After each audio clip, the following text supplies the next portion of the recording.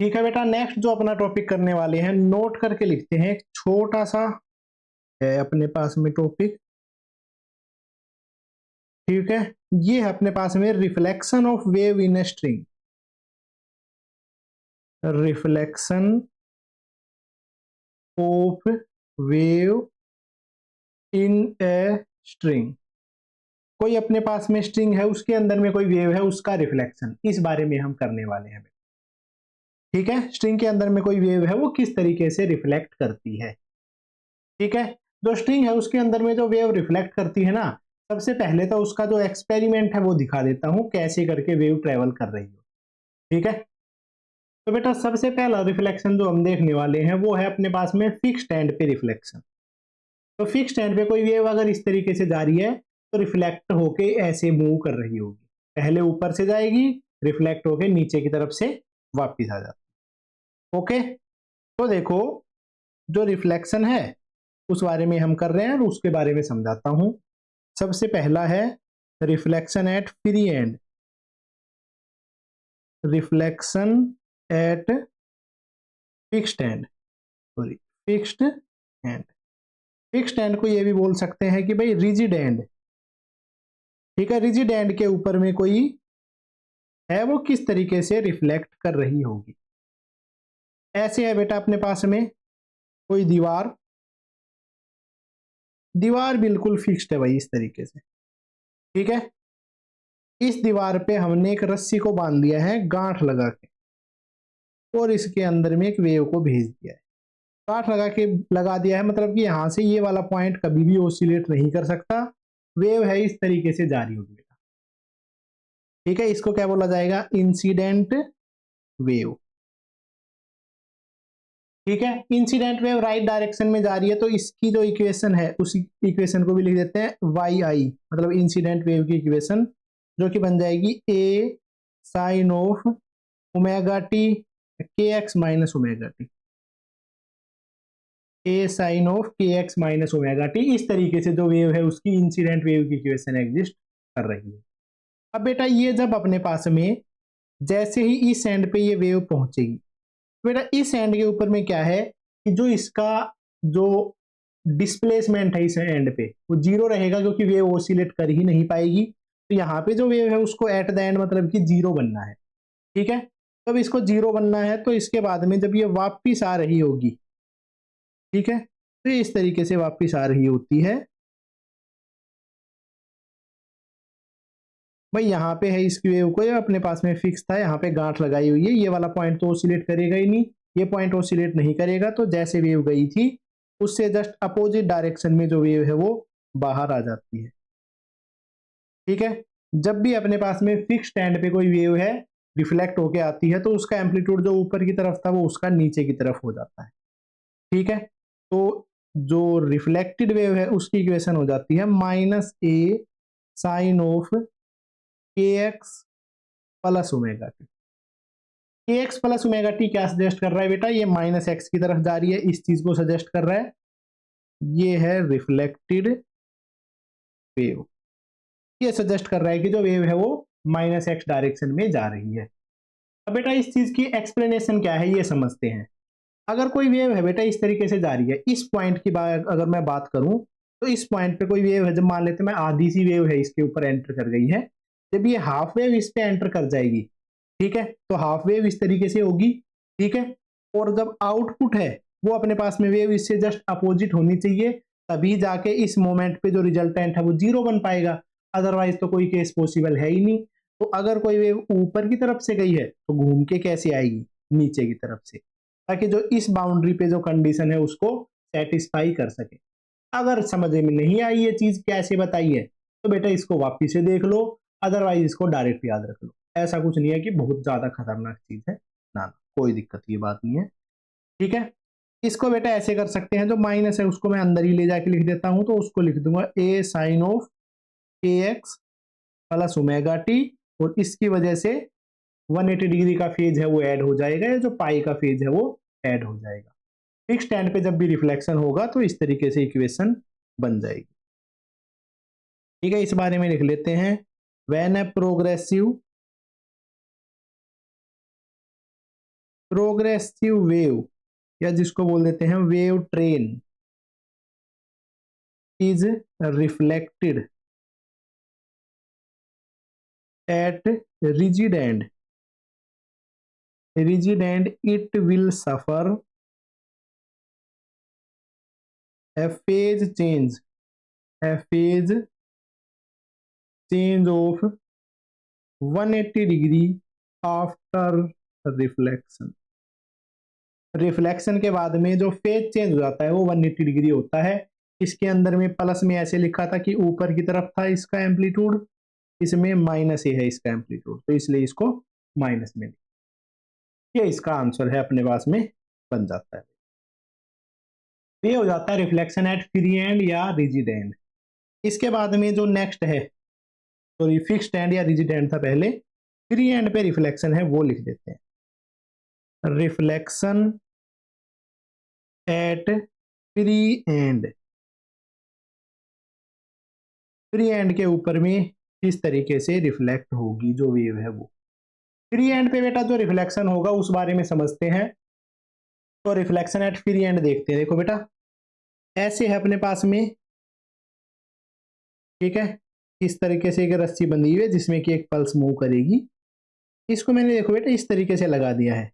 एक जैसे कोई पाइप था, पाइप के में एक मैंने ऐसे करके एक वो डाल दी है, रिंग जैसी कुछ डाल दी है, ठीक है, ताकि यह फ्री टू ऑसिलेट है, जितना मूव करना चाहे उतना मूव कर सकता है। जैसे ये है, इसके अंदर में एक छल्ला जैसा डाल दिया है, ठीक है, जिससे वो अगर छल्ला है तो इस तरीके से वो जैसा चाहे वैसा मूव कर सकता है। ऐसी सिनेरियो बना दिया है। चलो तो भाई ये अब देखो इसमें इंसिडेंट वेव है, ये इस तरीके से है इंसिडेंट वेव, ठीक है। इंसिडेंट वेव की इक्वेशन लिख देते हैं, A sine of omega t minus k x. पहले कैसे लिखी थी, के एक्स माइनस ओमेगा टी, तो उसी टर्म में लिख लेते हैं भाई, के एक्स माइनस ओमेगा टी। तो इस तरीके से इंसिडेंट वेव है उसकी इक्वेशन।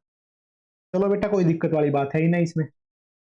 अब देखो जैसे ये वेव है ये बेटा यहाँ पे पहुंचती है, ठीक है, इसके बाद में ये वाला पॉइंट फ्री टू ऑसिलेट है, जितना चाहे उतना मूव कर सकता है। तो इसमें क्या होगा, तो वेव है ना, वेव के अंदर में कोई रेस्ट्रिक्शन नहीं है कि भाई इतना सा मूव करना है, क्या कुछ करना है ना, मौज है वेव की पूरी, जैसा चाहे वैसा ट्रेवल कर सकती है।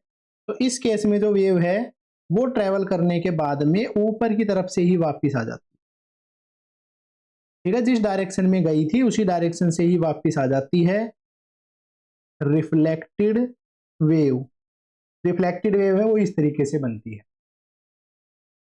तो इंसिडेंट वेव अगर ऊपर से गई है तो रिफ्लेक्टेड वेव भी ऊपर की तरफ से ही वापस आ जाती है। रिफ्लेक्टेड वेव की जो इक्वेशन है वो बन जाती है ए साइन ऑफ के X plus omega T. Right direction में जा रही है, बस डायरेक्शन चेंज करिए, राइट से लेफ्ट आ गई है। एम्पलीट्यूड में कोई चेंज नहीं है, कोई भी फेज का डिफरेंस नहीं आया है, ठीक है। बस इसमें एक चीज समझने की जरूरत है बेटा, अगर ये वेव है इसका एम्पलीट्यूड अगर ए है, इसका एम्पलीट्यूड ए है, जब इस मोमेंट पे जब ये आधी सी वेव एंटर करी है तो इसका एम्पलीट्यूड ऐसे बन जाएगी, आधी सी रिफ्लेक्टेड वेव हो जाएगी, ठीक है। तो उस मोमेंट पे जो वेव है ना उन दोनों को ऐड करके ऐसी नजर आती है जिसका एम्पलीट्यूड 2a हो। तो एक मोमेंट बिल्कुल लास्ट वाली एंड मोमेंट है, वहां पे उसका एम्पलीट्यूड है वो डबल रहता है। डायग्राम से इसको दिखाता हूं बेटा कैसे है, देखो ऐसे है, एक मोमेंट पे एम्पलीट्यूड बहुत ज्यादा हुआ फिर वापिस आ गया, समझ में आ रहा है। फ्री एंड पे ऐसा रिफ्लेक्शन होता है, एक मोमेंट पे देखो एम्पलीट्यूड बढ़ा फिर वापिस, ऐसा रहता है अपने पास में रिफ्लेक्शन एट फ्री एंड, ठीक है। इधर पे जो फेज डिफरेंस है वो कोई भी नहीं है, तो no phase change after reflection. भाई रिफ्लेक्शन के बाद में कोई भी फेज में चेंज नहीं आया है। चलो तो मेरे बच्चे, मेरे लाल, मेरे निकम्मे, यहां तक अपने पास में है ये चीज कंप्लीट हो गई, ठीक है। इसके बाद में जो अपना नेक्स्ट टॉपिक आता है वो है स्टैंडिंग वेव या फिर जिसको बोल सकते हैं स्टेशनरी वेव। ये अपने पास में थोड़ा सा अलग कंसेप्ट है, मतलब कि सुपर पोजिशन ही है, ठीक है। तो स्टैंडिंग वेव या जो अपने पास में स्टेशनरी वेव है वो करने वाले हैं। ठीक है, स्टैंडिंग वेव, स्टैंडिंग वेव या फिर स्टेशनरी वेव।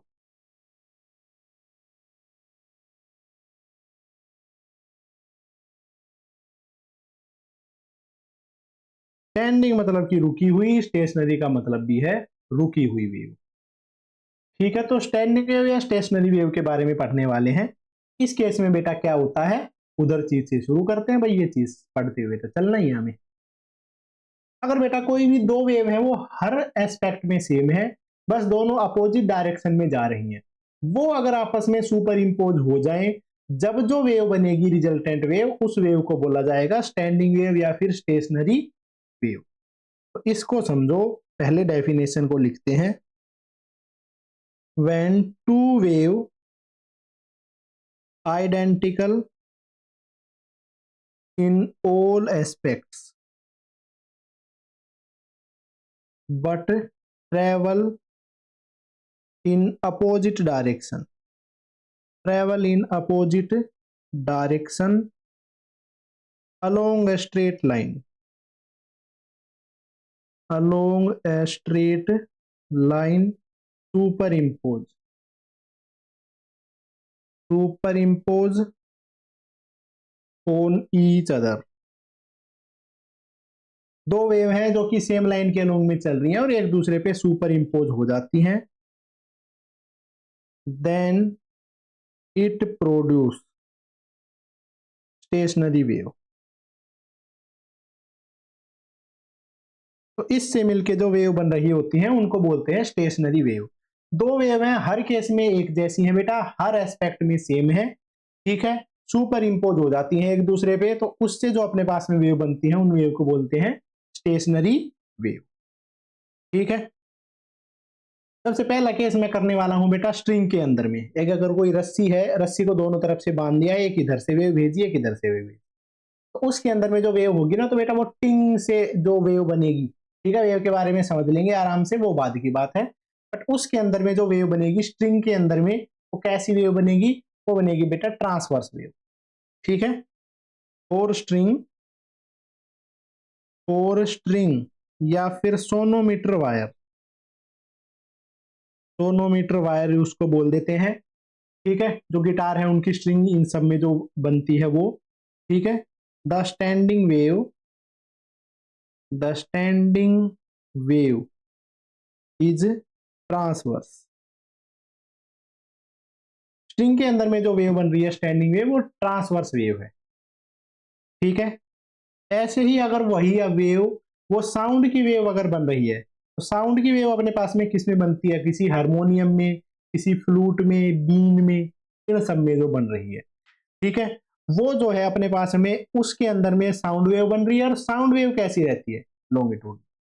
ठीक है, तो इसका याद रखना। और ऑर्गन पाइप, ऑर्गन पाइप कुछ अपने पास में ऐसा ही रहता है हारमोनियम के जैसा सा, जिसको ऐसे करके पी पी पी पी करके बजाया जाता है। ठीक है, उसको ऑर्गन पाइप बोलते हैं। जो उस फिल्म में था ना, बसंती वाली फिल्म में, बसंती इन कुत्तों के सामने मत नाचना, उस वाली फिल्म में जो वो बजा रहा था, कौन था, अमिताभ बच्चन, जो बजा रहा होता था रात को शाम के टाइम पे, ठीक है, भाभी को फंसाने के लिए, ऐसे एक बीन सी, वो एक ऐसे पी पी पी पी, वो मुझे लगता है वो ऑर्गन पाइप ही है। ठीक है, वैसा कुछ होता है organ pipe, the organ pipe. ठीक है, उसके अंदर में साउंड वेव बनती है भाई। और organ pipe, the standing wave, the standing wave is longitudinal. Organ pipe के अंदर में जो स्टैंडिंग वेव बन रही है बेटा, वो वेव है वो लॉन्गिट्यूडनल वेव होती है। चलो तो भाई लॉन्गिट्यूडनल वेव के बारे में, इसका जो मैथमेटिकल एस्पेक्ट है वो सब कर लेते हैं भाई। मैथमेटिकल ये वेव है कैसी नजर आएंगी। ठीक है, let y1 is equal to A sine of, दो वेव मान के चल लेते हैं, ए साइन ऑफ के X minus omega T, and y2 is equal to A sine of के एक्स प्लस ओमेगा टी। इस तरीके से अपने पास में दो वेव हैं, ठीक है, ए साइन ऑफ के X minus omega T, A sign K X plus omega. इन दोनों वेव हैं, इन दोनों का जो रिजल्टेंट है वो लिखने वाले हैं, ठीक है। एक वेव है प्लस एक्स में जा रही है, माइनस एक्स में, ठीक है, और सुपर इम्पोज टुगेदर, दोनों एक दूसरे के साथ में सुपर इम्पोज हो गई हैं, तो इससे जो रिजल्टेंट बनेगा वो हो जाएगा y1 प्लस y2। ऐसे करके इसका रिजल्टेंट आएगा, जो कि हो जाएगा a साइन ऑफ के X minus omega T plus sine of के एक्स प्लस ओमेगा टी। इस तरीके से रहेगा sign A plus sine B. अब भाई sign A plus sine B का अपन को फॉर्मूला भी ना पता, चलो तो कर लेते हैं। Sign A plus sine B, इसका जो अपना फॉर्मूला है बेटा वो क्या होता है, वो हमें करना है। ये होता है बेटा formula, sine A plus sine B is equal to 2 sine A plus B by 2 cos A minus B by 2। ऐसे करके ये फॉर्मूला बनता है। यहाँ पे अप्लाई कर देते हैं sine of A plus sine of B, तो जो y है उसकी वैल्यू आ जाएगी 2, बाहर आ गया, a तो था ही, साइन ऑफ, इसके अंदर में इसको ऐड किया के X minus omega T plus के एक्स प्लस ओमेगा टी, तो माइनस ओमेगा टी से minus omega T cancel out, तो ये बन जाता है 2kx बाई 2। चलो भाई बहुत बढ़िया बात है। नेक्स्ट आ जाता है cos of A minus B, इस ए में से इस बी को घटाएंगे, तो के एक्स माइनस ओमेगा टी में से इसको घटाएंगे, तो के एक्स से के एक्स कट गया, माइनस ओमेगा टी में से माइनस ओमेगा टी घटाया, तो बन गया है minus 2 omega T divided by. बेटा कोस के अंदर में प्रॉपर्टी है, कोस के अंदर माइनस आ जाता है, कोस ऑफ माइनस थीटा, तो कोस थीटा के ही इक्वल रहता है। तो इसको हम देखो किस तरीके से लिख सकते हैं, इसको अपने पास में लिखा जा सकता है 2a cos omega t into sine of के x, cos of omega t into sine of के एक्स। ये अपने पास में इस वाली स्टैंडिंग वेव की इक्वेशन बन गई है। फिक्स नहीं है कि भाई ऐसी ही बनेगी, बट यहाँ पे जो इक्वेशन है वो बन गई है 2a cos omega t into sine of के एक्स। चलो भाई बहुत बढ़िया बात है। इस चीज को मैंने रिप्रेजेंट कर दिया है y is equal to a dash sine of के एक्स। इस वेव का जो एम्पलीट्यूड है, amplitude of this is a dash, और a डैश है उसको क्या लिख दिया है 2a cos omega T, 2a cos of omega T.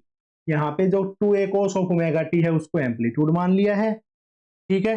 और बेटा जो साइन के एक्स है वो अपने पास में फिक्स, तो साइन के एक्स है उसका ग्राफ बनाना अपने लिए आसान है, तो अलग अलग टाइम पे इसका अलग अलग ग्राफ है उसको हम बना रहे हैं, उससे अपने पास में समझ में आ जाएगा कि किस तरीके से वेव है वो कैसा बिहेव करती। ओके मेरे बच्चे, तो देखो इसको शुरुआत करते हैं। इसका ग्राफ मैं बना रहा हूं a डैश साइन ऑफ के एक्स। इसका जो ग्राफ है वो देखो क्या रहेगा,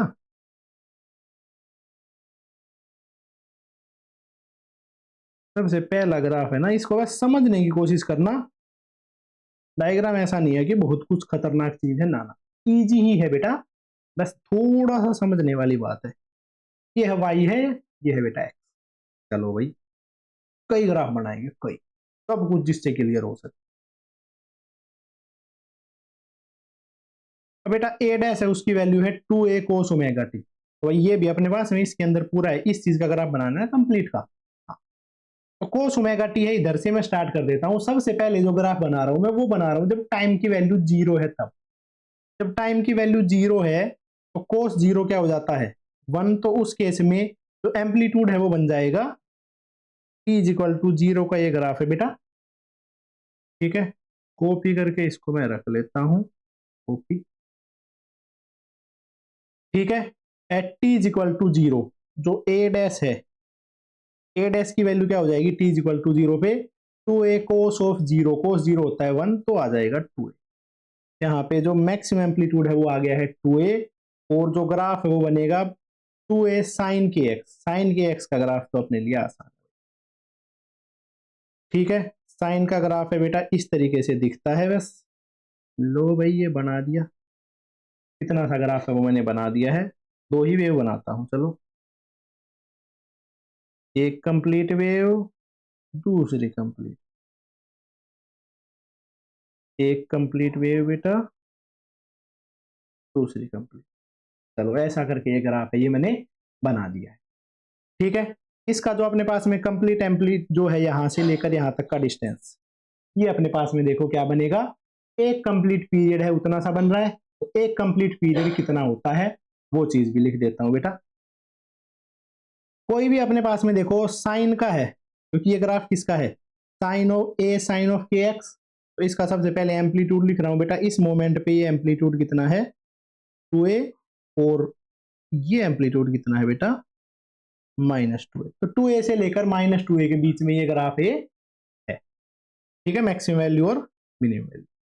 कंप्लीट का अगर मैं टाइम पीरियड लिखूं, तो कंप्लीट का जो अपने पास में रिपीटेशन लिखूं, कितनी सी देर बाद ये रिपीट करेगा।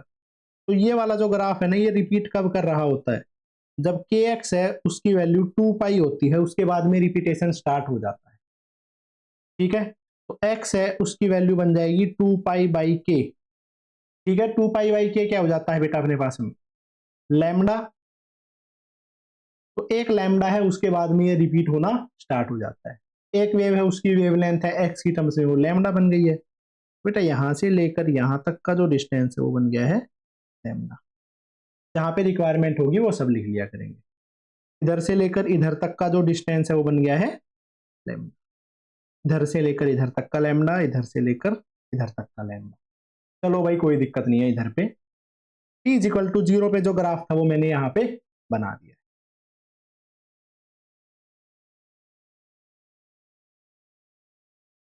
t इक्वल टू 0 का जो बिहेवियर है बेटा वो हमने देख लिया है। अब अपने पास में जो कोस वाला जो है ना, जो एम्पलीट्यूड है वो अपने पास में कोस का फंक्शन है, जो कि टाइम पे डिपेंड कर रहा है, टाइम के साथ में चेंज होता हुआ जा रहा है। और कोस जो है वो अपने पास में एक फिक्स पीरियड पे ऑसिलेशन स्टार्ट कर देता है। जैसे कि सबसे पहले इसकी वैल्यू रहेगी 2a, फिर थोड़ी देर बाद इसकी वैल्यू घट के क्या हो जाएगी a हो जाएगी, फिर 0 हो जाएगी, फिर और नेगेटिव में -a हो जाएगी, फिर -2a हो जाएगी। ऐसे ऐसे इसकी वैल्यू है वो फ्लक्चुएट कर रही होती है ओमेगा टी के वैल्यूज के अकॉर्डिंगली। तो इसके बाद में देखो अपने पास में इसमें क्या होगा, थोड़ी सी देर बाद में इसको देखेंगे, यहाँ पे टाइम को या इसको चीज को छोड़ो, थोड़ी सी देर बाद में जब हम इस वेव को देखेंगे ना, थोड़े से और कम टाइम पीरियड के बाद में, तो जो वेव है वो ऐसी सी नजर आएगी। भाई एम्पलीट्यूड है वो कम हो गया है, एक्चुअल तो साइन वेव है, बस एम्पलीट्यूड है वो कोस पे डिपेंड कर रहा है। इसके और थोड़ी सी देर बाद इसका ग्राफ बनाएंगे तो वो ऐसा नजर आएगा, ठीक है। एक मोमेंट ऐसी होगी जब यहाँ पे पहुंच जाएगा, तो इस पे पहुंच जाएगा, तो उधर पे अपने पास में ऐसा ग्राफ नजर। उसके बाद में जो एम्पलीट्यूड है वो इस डायरेक्शन में बढ़ने लग जाएगा बेटा, इस डायरेक्शन में बढ़ने लग जाएगा, ऐसे ऐसे करके ऐसे होने लग जाएगा। लो भाई ओसिलेट करने लग जाएगा। उसके बाद में फिर ऐसे,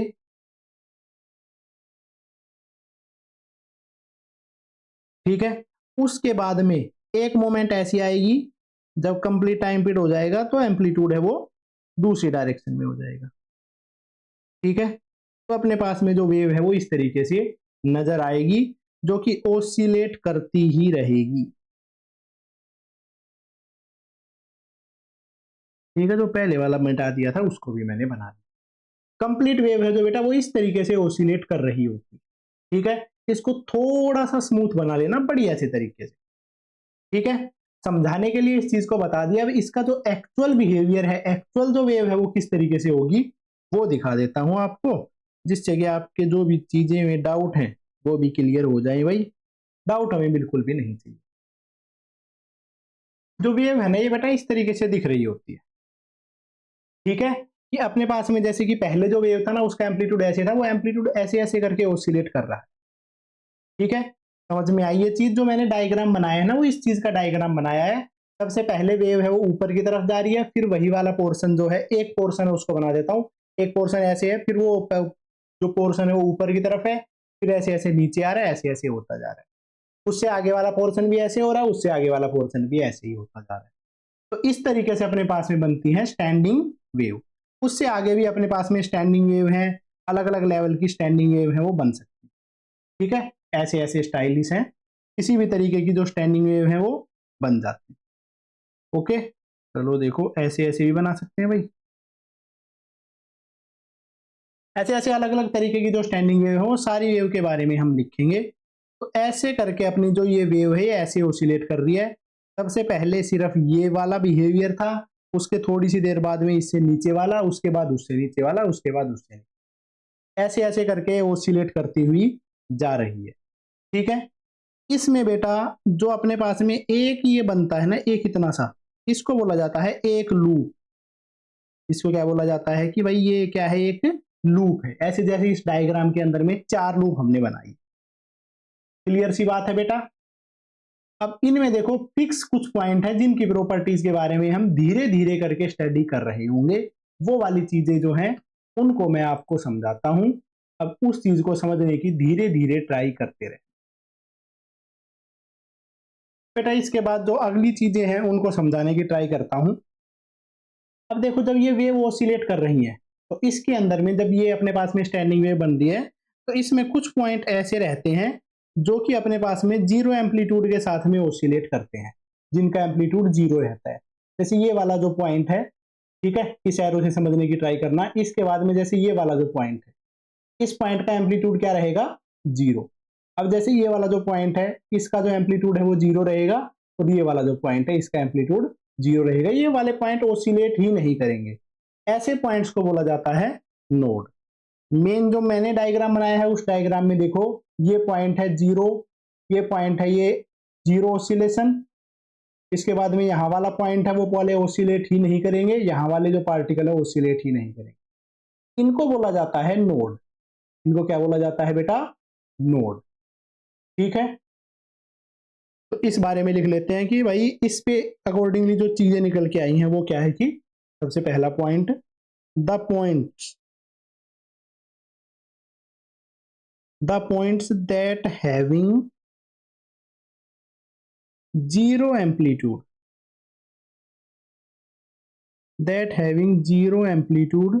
ऑलवेज, जिनका एम्पलीट्यूड हमेशा ही जीरो है। मेरी फोटो हटा देता हूं भाई। ऐसे पॉइंट जिनका एम्पलीट्यूड हमेशा ही जीरो है, दीज आर कोल्ड नोड्स। इनको बेटा बोला जाता है नोड्स। ये अपने पास में होते हैं नोड। ठीक है, इसके अलावा नेक्स्ट चीज देखो, ऐसे पॉइंट जिनका एम्पलीट्यूड सबसे ज्यादा रहेगा, जो अपने पास में ज्यादा एम्पलीट्यूड से ऑसिलेशन करेंगे। जैसे यहां वाला पॉइंट है, इस लेवल पे जो पॉइंट है, ठीक है, ये सबसे हाईएस्ट एम्पलीट्यूड तक जा रहा है। ठीक है, इनको बोला जाएगा एंटी नोड्स। इधर पे ये जो है, ठीक है, इनको बोला जाएगा एंटी नोड। जिनका एम्पलीट्यूड हाईएस्ट होगा उनको बोला जाएगा एंटी नोड, और जिनका एम्पलीट्यूड जीरो होगा, जो जीरो एम्पलीट्यूड से ऑसिलेट करेंगे, उनको बोला जाएगा बेटा नोड्स। मेन जो ओरिजिनल डायग्राम है उसके अंदर में दिखाता हूं। देखो जैसे कि यहां वाले पॉइंट है, ठीक है, इस लेवल पे जो है ये सबसे ज्यादा एम्पलीट्यूड से ऑसिलेट कर रहा है, एंटी नोड। इससे अगले यहाँ वाला एंटी नोड, और इसके बाद में यहाँ वाला जो है वो भी एंटी नोड, सबसे लास्ट वाला वो भी एंटी नोड। ऐसे करके अपने पास में बनते हैं नोड और एंटी नोड। समझ में आ गई है बात। ये जो है ये है एंटी नोड, एंटी नोड, इस लेवल पे एंटी नोड है, ये है नोड। चलो भाई बहुत बढ़िया बात है। सेकंड जो है अपने पास में पॉइंट ये क्या है, द पॉइंट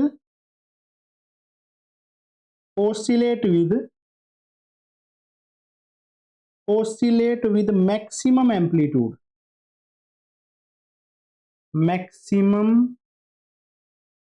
amplitude और एंटीनोड।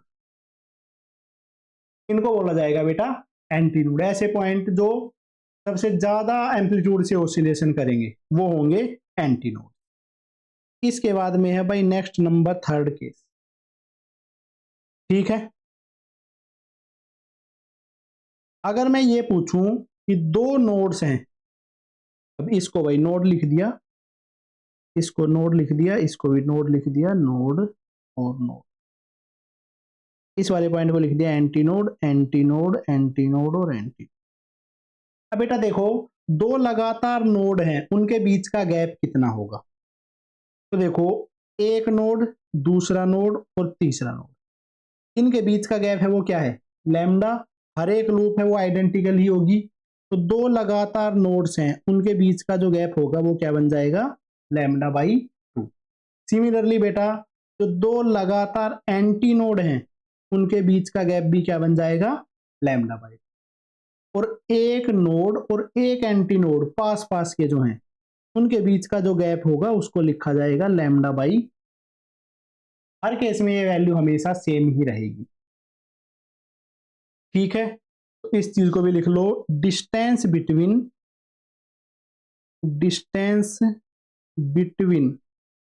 Successive nodes. दो लगातार नोड्स हैं, सक्सेसिव का मतलब है लगातार node, is equal to distance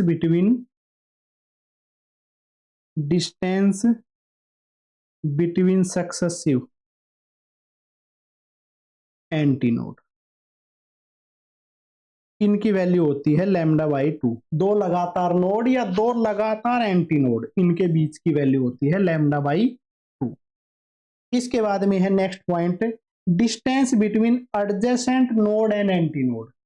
लगातार एक नोड और एंटी नोड, उन दोनों के बीच का जो गैप है, एक नोड और एक एंटी नोड, उनके बीच का गैप है वो होगा बेटा लैम्डा बाई 4।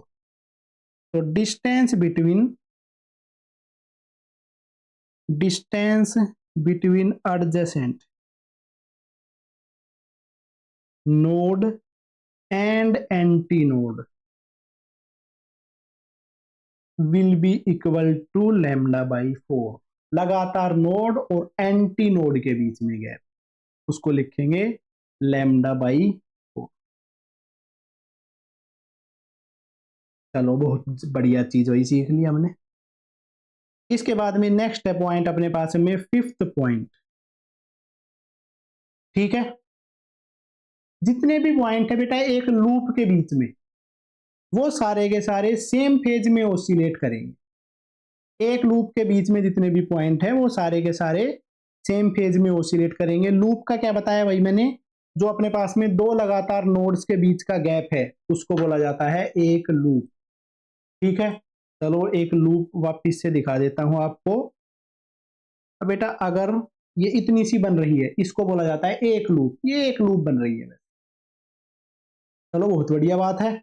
ठीक है, इसके अंदर जितने भी पॉइंट है सबके सब सेम फेज में ऑसिलेट कर रहे हैं। जब सब पॉइंट या तो ऊपर जा रहे हैं या तो सब पॉइंट नीचे जा रहे हैं। ठीक है, या तो बेटा सारे पॉइंट एक साथ ऊपर जा रहे हैं, सारे पॉइंट एक साथ नीचे जा रहे हैं। ऐसा नहीं है कि कुछ ऊपर चले गए कुछ नीचे, नहीं नहीं, सबका फेज है वो सेम रहेगा। एक लूप के अंदर में जितने भी पॉइंट है सबके सब सेम फेज में ऑसिलेट करेंगे। चलो भाई, अगर दो लूप हैं, लगातार लूप, एक लेफ्ट वाली लूप एक जस्ट राइट वाली लूप, इनके अंदर में जितने भी पॉइंट है वो अपोजिट फेज में है। लेफ्ट वाले अगर ऊपर जा रहे हैं तो राइट वाले नीचे आ रहे हैं। ऐसे ऐसे होता जा रहा है, एक तरफ से नीचे एक तरफ से ऊपर, एक तरफ वाले नीचे जा रहे हैं एक तरफ वाले ऊपर जा रहे हैं। ठीक है, तो ऐसे करके ये नोड और एंटी नोड के बीच का जो सिनेरियो है वो है। चल तो मेरे बच्चे लिख लेते हैं अभी इस बारे में। All points in same loop. Same loop का मतलब है between two nodes, adjacent node, adjacent nodes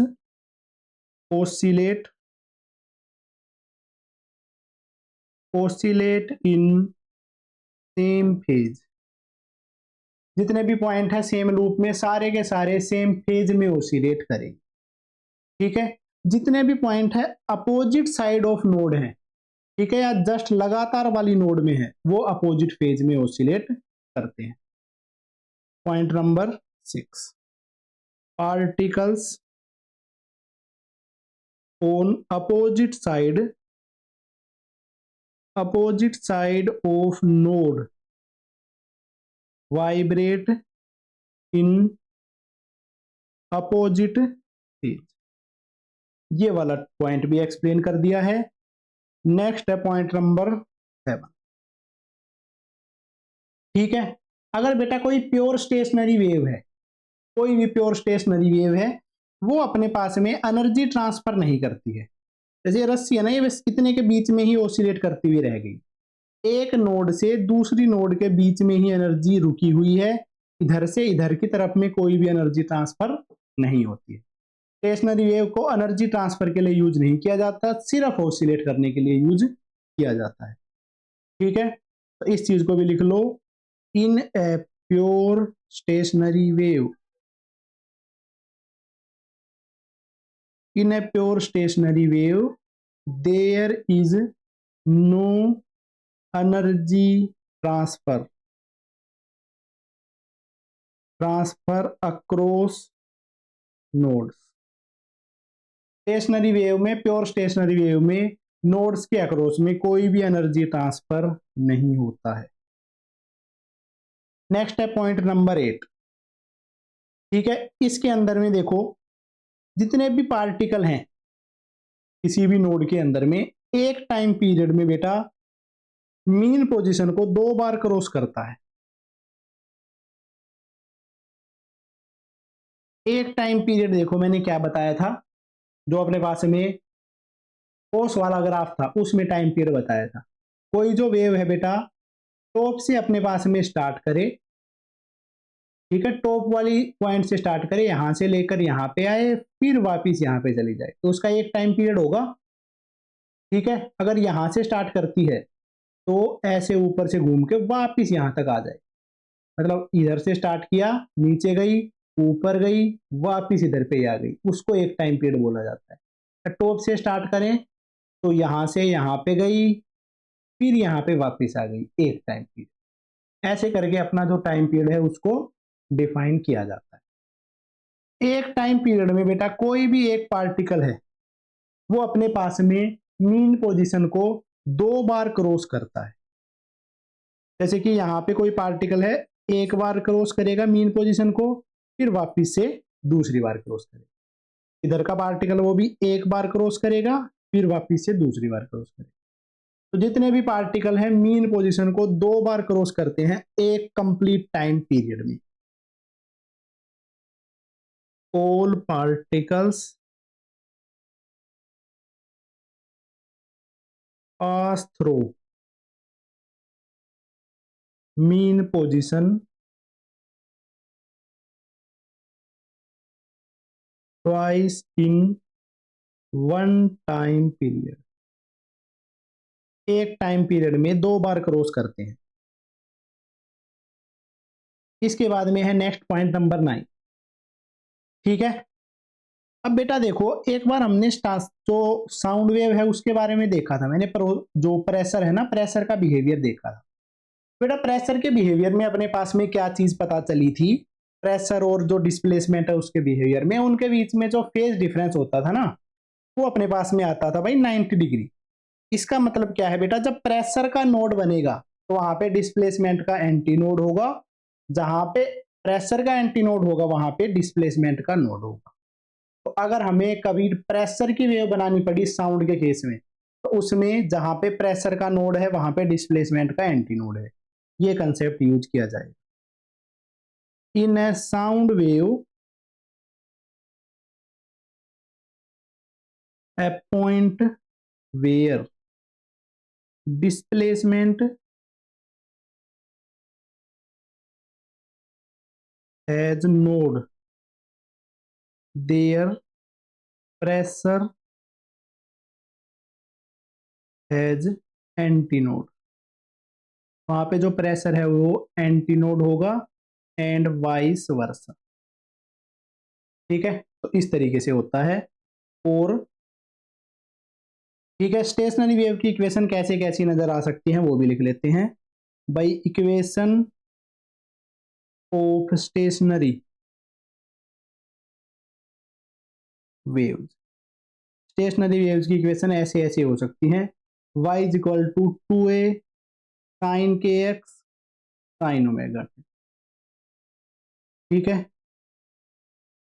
y is equal to 2a cos kx cos omega T, y is equal to 2a sin kx cos omega T. ठीक है, ऐसे exist कर सकती है, y is equal to 2a cos kx sin omega T. ऐसे भी याद रखना बेटा, ये भी वेव की इक्वेशन है, हाँ ट्रैवलिंग वेव की इक्वेशन नहीं है ये, ऐसी इक्वेशन जो भी रहेंगी वो स्टैंडिंग वेव की इक्वेशन है।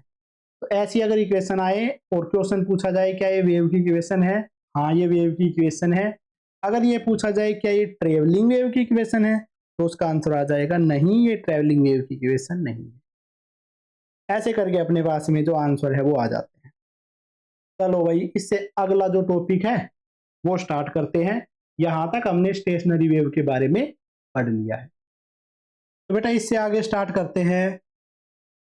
ठीक है, अब बेटा अपने पास में नेक्स्ट चीज आ जाती है नॉर्मल मोड ऑफ वाइब्रेशन या नॉर्मल मोड। नॉर्मल मोड अपने पास में क्या होता है, इस चीज को समझो। सबसे पहले तो कोई भी अपने पास में जैसे स्ट्रिंग है या कोई अपने पास में साउंड है, साउंड जब ऑसिलेट करती है, स्ट्रिंग जब ऑसिलेट करती है, ठीक है, तो ऐसा नहीं है कि कोई भी ऐसी आर्बिट्रेरी फ्रीक्वेंसी लेके चलते हैं उसमें ही ऑसिलेट करने लग गई, नहीं। एक फिक्स फ्रीक्वेंसी होती है, एक करेक्टरिस्टिक फ्रीक्वेंसी होती है जो उस वेव की प्रॉपर्टी है, उतनी ही फ्रीक्वेंसी पे वो ऑसिलेट कर रही होती है। जिस फ्रीक्वेंसी पे वो ऑसिलेट करती है वेव या फिर अपने पास में साउंड, उस फ्रीक्वेंसी को बोलते हैं नॉर्मल मोड ऑफ फ्रीक्वेंसी। ठीक है, जैसे कि अगर मैं एक एग्जांपल लूं, एक अगर मेरे पास में ये रस्सी है, ये इस तरीके से रोप है, ठीक है, अगर इस रोप को मैं ऐसे कर देता हूं, ऐसे मतलब कि ऐसे टिंग से कर दूंगा, जैसे ये तो छोटी सी रोप है, अगर कोई अपने पास में बड़ी सी रोप हो, इस रोप को दिखाता हूं एक बार, ऐसे है अपने पास में ये रस्सी, ठीक है, अगर इस रस्सी को मैं ऐसे करके टिंग से कर दूंगा, टिंग ऐसे कर दूंगा, तो अगर ये बहुत टाइट स्ट्रिंग होती तो ऐसे ऐसे करके ऑसिलेट करने लग जाती। अब जिस फ्रीक्वेंसी पे ऑसिलेट करती है वो एक फिक्स फ्रीक्वेंसी है, ऐसा नहीं कोई भी रैंडम फ्रीक्वेंसी पे ऑसिलेट करने लगती। जिस फ्रीक्वेंसी पे ऑसिलेट करते हैं उसको बोलते हैं नॉर्मल मोड। ठीक है, तो अब नॉर्मल मोड ऑफ वाइब्रेशन लिखने वाले हैं स्ट्रिंग्स के लिए और साथ साथ में ऑर्गन पाइप्स के लिए, जिसमें ऑर्गन पाइप मतलब फ्लूट या ऐसी कोई ऑब्जेक्ट जिसमें साउंड ऑसिलेट कर रही होती है, उन सब के लिए। चलो तो मेरे बच्चे करते हैं स्टार्ट। ठीक है, स्टेशनरी वेव या नॉर्मल मोड ऑफ वाइब्रेशन।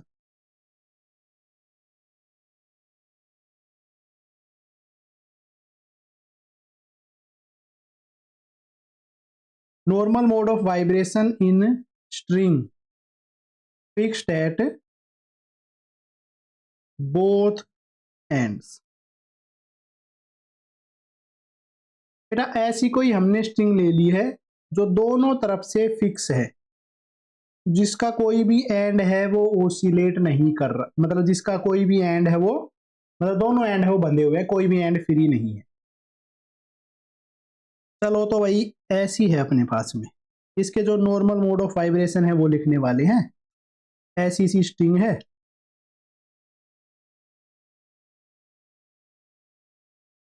इन दोनों पॉइंट के बीच में स्ट्रिंग को मैंने बांध दिया भाई टाइटली।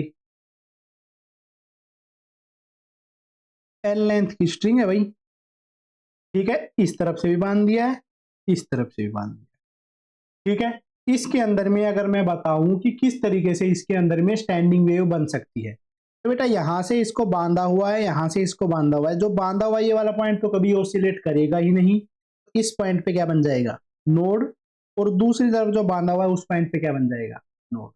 और सबसे पहला मोड ऑफ वाइब्रेशन है वो ऐसे हो सकता है, ऐसे स्ट्रिंग है, ऐसे बांधा हुआ है दोनों तरफ से, सबसे पहला वाला मोड ऐसे बन सकता है जबकि ये वेव ऊपर की तरफ जाए,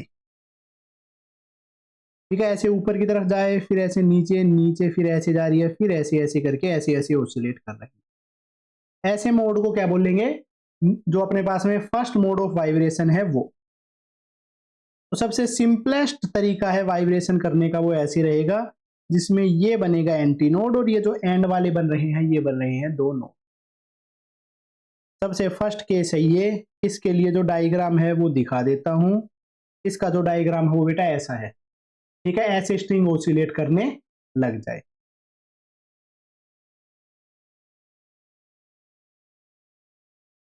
ठीक है, इसके अंदर में अगर मैं बात करूं कितने नोड है, भाई 2 इसमें नोड है और एक इसके अंदर में anti node, 2 node plus 1 anti node. और यहाँ पे जो लेंथ है और जो वेव लेंथ है उसके बीच में क्या रिलेशन होगा, तो बेटा 2 नोड हैं उनके बीच का जो डिस्टेंस होता है वो होता है लैम्डा बाई 2, और वो किसके इक्वल है, एल के इक्वल। तो यहां से अपने पास में लैम्डा है उसकी वैल्यू क्या आ गई है, 2l।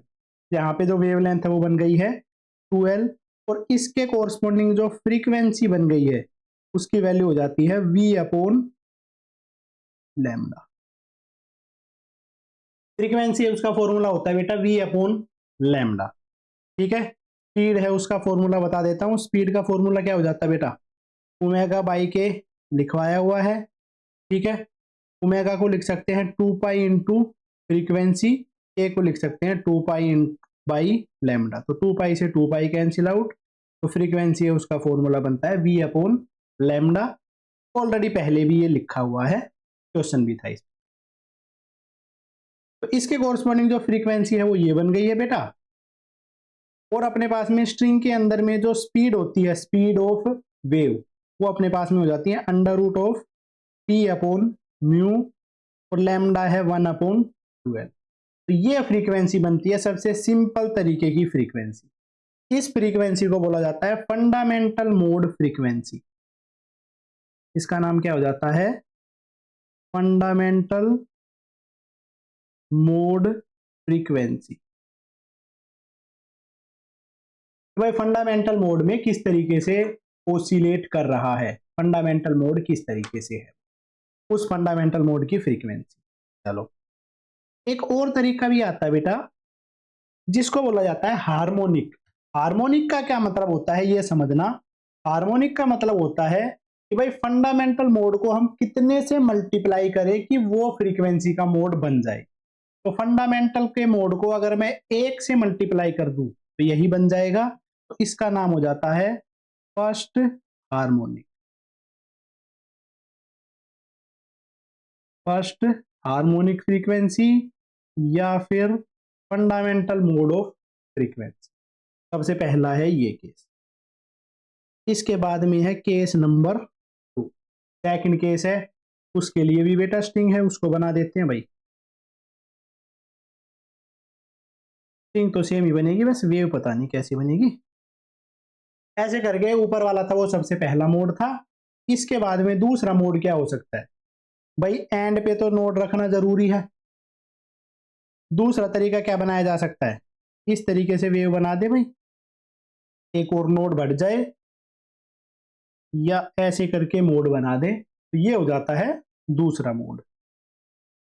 इसमें बेटा ये भी नोड बन गया, ये एंटी नोड बन गया, ये एंटी नोड बन गया। यहाँ पे इस ये नोड है, यहां से इसको फिक्स किया हुआ है, ऐसा भी मान सकते हैं।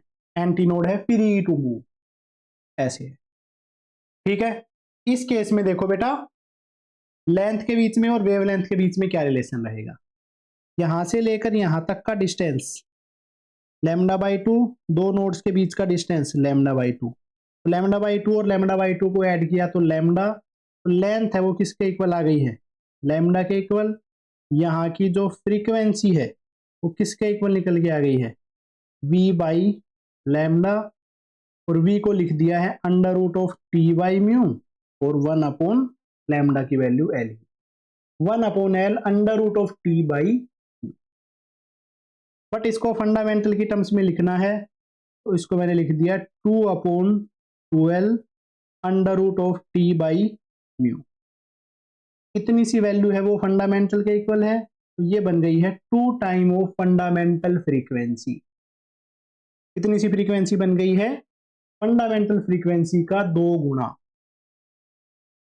और फंडामेंटल की फ्रीक्वेंसी का अगर 2 गुना बन गया है उसका नाम क्या होगा मेरे बच्चे, ठीक है। फंडामेंटल फ्रीक्वेंसी का अगर 2 गुना बन गया है तो उसको बोलेंगे सेकंड हार्मोनिक। इसको क्या बोला जाता है बेटा, सेकंड हार्मोनिक। इसके अलावा एक और तरीके की काउंटिंग भी आती है अपने पास में, ठीक है। एक और तरीके की काउंटिंग आती है, उसको समझो। सबसे पहला जो केस था ना बेटा, जैसे इसके अंदर में इसको जब हमने ऑसिलेट करवाया था तो ये फंडामेंटल मोड था भाई, बढ़िया तरीके से ऑसिलेट कर रहा था। इसके अलावा इसमें एक और टोन भी आ गई भाई, मतलब उसमें भी कुछ साउंड प्रोड्यूस हो रही थी, इसमें भी कुछ टोन प्रोड्यूस हो रही है। तो पहले वाली तो अपने पास में है नॉर्मल, अपने पास में सॉरी फंडामेंटल मोड। इसके बाद में अगली आती हैं, इसके बाद में उनको बोला जाता है ओवरटोन, मतलब कि पहली वाली टोन पे कुछ हमने ओवर ऐड कर दिया है, इसलिए उसको क्या बोलेंगे, ओवरटोन। तो ये बन जाएगा फर्स्ट ओवरटोन, इसका नाम क्या हो जाता है, फर्स्ट ओवरटोन। ऐसा भी बोल सकते हैं भाई, फंडामेंटल के अलावा जितने भी ओवरटोन रहेंगे वो first overtone, second overtone, third overtone, overtone की काउंटिंग ऐसे चली, ठीक है। सबसे पहला फंडामेंटल, फिर फर्स्ट, सेकंड, थर्ड, फोर्थ, ऐसे करके ओवरटोन। हार्मोनिक का क्या तरीका है भाई, फंडामेंटल से कितना गुना कर रहे हैं उसको बोलते हैं हार्मोनिक। ओवरटोन का मतलब यही है कि फंडामेंटल के अलावा बाकी सब ओवरटोन ही है, पहला, दूसरा, तीसरा, चौथा, ऐसा। इसके बाद में जो नेक्स्ट केस है वो करते हैं भाई, ठीक है। थर्ड केस में किस तरीके से वेव है उसको बनाया जा सकता है।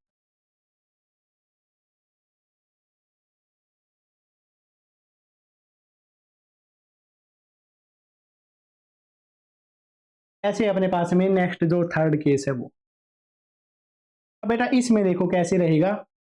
इसमें एक बार इसको बीच में से फिक्स कर दिया था, इसमें दो बार कर देंगे, इससे अगला ऐसा बन सकता है भाई। इसमें नेक्स्ट मोड है वो इस तरीके से बन सकता है। ऊपर वाले भाई ये चीज लिखना भूल गए थे, एक दो तीन, तीन थे इसमें नोड और साथ में दो थे इसमें एंटी नोड। इससे अगले वाले के लिए लिखते हैं, एक नोड है, दूसरा नोड है, तीसरा नोड है, चौथा नोड, चार तो हो गए node, anti node, anti node, anti, चार तो है बेटा नोड और तीन है भाई एंटी नोड। दो इनके बीच में, नोड के बीच में जो गैप है, lambda by two, lambda by two और लैम्डा बाई टू, जो लेंथ है वो किसके इक्वल हो गई है, three times of lambda by two, और जो लैम्डा है वो हो गया है टू बाई थ्री एल के इक्वल। इस तरीके से जो वेवलेंथ है वो निकल के आ गई है, या 12/3। इसके कोरस्पॉन्डिंग जो फ्रीक्वेंसी है वो हो जाएगी v बाई लैम्डा, लैम्डा का रेसिप्रोकल लिखा है तो हो जाएगा 3l, 3/12। वेलोसिटी की वैल्यू है under root of T by nu. तो ये बन चुकी है थर्ड मोड की फ्रीक्वेंसी, जो कि है three time of fundamental mode. तो इसका जो नाम है वो हो गया है बेटा थर्ड हार्मोनिक, या फिर इसको और क्या बोला जा सकता है, ओवरटोन में सेकंड ओवरटोन। इसका नाम है थर्ड हार्मोनिक या सेकंड ओवरटोन। ऐसे करके इससे आगे वाले बेटा सारे के सारे बनाए जा सकते हैं, ऐसे करके लाखों हजारों कितने भी बन सकते हैं, ठीक है। हमने सिर्फ तीन बनाए हैं ताकि तीन के आगे जर्नलाइज कर सकें, बाकी सारी चीजें तो निकाल ही ले। तो इधर से जो चीजें अपने पास में निकल के आई हैं वो लिख दे रहे हैं नोट करके। सबसे पहले अगर मैं बात करूं कि भाई किसी भी हार्मोनिक की फ्रीक्वेंसी, वो लिखना सबसे आसान है। जैसे कि frequency of 11th harmonic, 11th harmonic की फ्रीक्वेंसी क्या हो जाएगी, 11 टाइम ऑफ फंडामेंटल फ्रीक्वेंसी। इसको लिख सकते हैं 11/12 under root of T by. बहुत ज्यादा आसान है ये तरीका। तो यहां से फॉर्मूला क्या बन गया है कि frequency of nth harmonic, nth harmonic की फ्रीक्वेंसी क्या हो जाती है बेटा, n time of fundamental frequency, जिसको लिख सकते हैं n/12 under root of T by nu. किसी भी हार्मोनिक की फ्रीक्वेंसी है वो यहां से लिखी जा सकती है। चलो भाई, इससे अगला जो फॉर्मूला है वो अपने पास में बन रहा है लेंथ ऑफ स्ट्रिंग के लिए फॉर्मूला। इस केस में जो लेंथ ऑफ स्ट्रिंग है वो अपने पास में किस टर्म में एग्जिस्ट कर सकती है। लेंथ ऑफ स्ट्रिंग है वो देखो बेटा कैसे एग्जिस्ट करेगी। पहले केस में जो स्ट्रिंग की लेंथ थी वो क्या थी, लैम्डा बाई 2। इससे अगले केस में थी 2 लैम्डा बाई 2। इससे केस में थी 3 बार लैम्डा बाई 2। तो इसका मतलब है स्ट्रिंग की लेंथ हो जाएगी वो n time of lambda by 2 exist करेगी। मतलब कि स्ट्रिंग की लेंथ क्या क्या हो सकती है। लेंथ ऑफ स्ट्रिंग हो सकती है बेटा 1 lambda by 2, 2 lambda by 2, 3 lambda by 2, 4 lambda by 2, 5 lambda by 2, ऐसे करके 2 से 2 कैंसिल, ये लैम्डा बन सकता है, 2 लैम्डा ऐसे भी बन सकता है। तो स्ट्रिंग की जो लेंथ है वो इस टर्म्स में एग्जिस्ट करेगी। इसके बाद में है next third case. Third case क्या है कि बेटा जो nth ओवरटोन है, जैसे कि दूसरा ओवरटोन है वो तीसरे हार्मोनिक के इक्वल है, पहला ओवरटोन है दूसरे हार्मोनिक के इक्वल। मतलब कि जो nth ओवरटोन होगा वो n+1th हार्मोनिक के इक्वल रहेगा। ओवरटोन की गिनती है उससे आगे चल रही होती है हार्मोनिक की गिनती। इसके बाद है नेक्स्ट अपने पास में केस, अगर अपने कोई भी दो लगातार फ्रीक्वेंसी हैं उनके बीच का डिफरेंस, ठीक है, difference between two consecutive frequency. बेटा दो लगातार फ्रीक्वेंसीज के बीच का डिफरेंस, जैसे तीसरी फ्रीक्वेंसी और दूसरी फ्रीक्वेंसी के बीच का डिफरेंस क्या एग्जिस्ट कर रहा है अपने पास में, फंडामेंटल के इक्वल। ये 2f1 है, इससे पहले वाली थी f1। तो सबके बीच का डिफरेंस है वो किसके इक्वल है, फंडामेंटल फ्रीक्वेंसी के इक्वल, जो कि है 1/12 under root of p by mu के इक्वल। ठीक है, तो दो लगातार फ्रीक्वेंसीज के बीच का जो गैप है वो अपने पास में इस तरीके से एग्जिस्ट कर रहा होगा।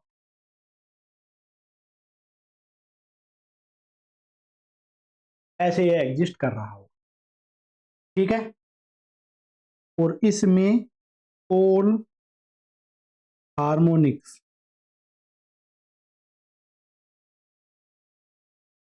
Are present, odd and even. बेटा हर टाइप के हार्मोनिक्स इसके अंदर में प्रेजेंट होंगे, ओड हार्मोनिक्स भी, इवन हार्मोनिक्स। आगे जाके देखेंगे कि कुछ मोड ऐसे हैं जिनमें ओड और इवन सब प्रेजेंट नहीं होता, इसलिए इस चीज में ये लिख लिया है हमने, ठीक है। तो भाई नॉर्मल मोड ऑफ वाइब्रेशन है अब किसी स्ट्रिंग के अंदर में जो बोथ हैंड से टाई करी हुई है, उसके लिए ये फॉर्मूले बन गए हैं, ये कंसेप्ट अपने पास में बन गए हैं। इन सारे कंसेप्ट को याद रखना है क्योंकि इन पे वेस्ट क्वेश्चन आएगा ही आएगा। ओके, इसके बाद में जो नेक्स्ट है वो करते हैं कि भाई normal mode of vibration in a string fixed at one and free at other and. ऐसा नॉर्मल मोड ऑफ वाइब्रेशन जो कि एक तरफ से, एक एंड से फिक्स है, दूसरे एंड से फ्री है, ऐसा मोड ऑफ वाइब्रेशन हम कैलकुलेट करने वाले हैं। किस तरीके से, ऐसे केस में जो स्ट्रिंग है वो वाइब्रेट कर रही होगी, कौन कौन सी फ्रीक्वेंसी है, कौन कौन से मोड इसमें आने वाले। ले तो मेरे बच्चे कर देते हैं इसका भी आंसर, तो बेटा कर देते हैं इसको शुरू। ले तो फिर ये बना दी भाई एक एंड से स्ट्रिंग, सबसे पहला है ये केस, दूसरे एंड से बेटा फ्री है, एक तरफ से बांध दिया इसको, ठीक है। एल लेंथ की अपने पास में स्ट्रिंग है। ले तो मेरे शेर मेरे चीते, ये दिया बना भाई, कॉपी कर दिया इसको। अब बेटा इस केस में देखो क्या है, ये वाला जो एंड है जहां से बांधी हुई है एक एंड, वहां पे तो हमेशा नोड ही बनेगा, दूसरा एंड जो फ्री है, जहां पे मन मर्जी से ऑसिलेट कर सकती है, वहां पे हमेशा एंटी नोड ही बनेगा। इस तरफ क्या बनेगा, हमेशा से एंटी नोड, और इस तरफ बनेगा हमेशा नोड। ये अपने पास है, बन गया बेटा एंटी नोड।